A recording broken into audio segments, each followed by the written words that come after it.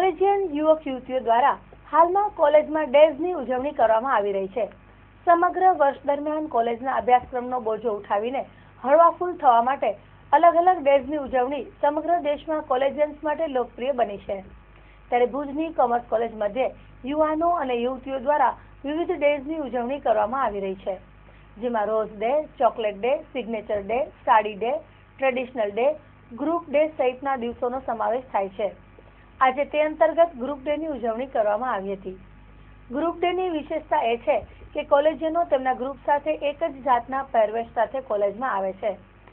અત્રે પણ એ જ રીતે વિવિધ પ્રકારના ગ્રુપ જોવા મળ્યા હતા. યુવાનો અને યુવતીઓના ગ્રુપમાં વિવિધ પ્રકારના પહેરવેશ અહીં જોવા મળ્યા હતા.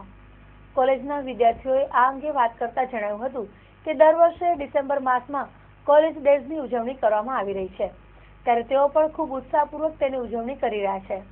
તેમાં પણ દરેક વિદ્યાર્થી તેમના કોલેજ કાળની સ્મૃતિઓને વધુ મજબૂત બનાવવા માટે આ પ્રકારે ડેઝની ઉજવણી કરી રહ્યા હોવાનું તેઓએ જણાવ્યું હતું.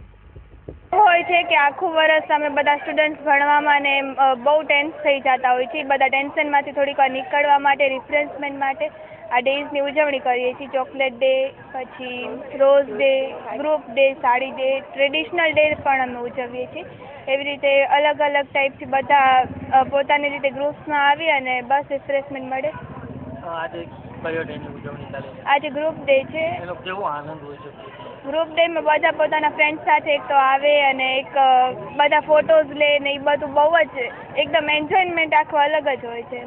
ગ્રુપ આખું અલગ છે, અલગ છાપ ઊભી કરી છે. ત્યારે શું લાગે છે તમને? ત્યારે એમ લાગે લોકોને શું ગિફ્ટ મળે કે એમ ગ્રુપ અને યુનિટીની બધાને એમ થાય કે એકતા જેવું છે બધામાં, એમ ફ્રેન્ડ્સમાં પણ.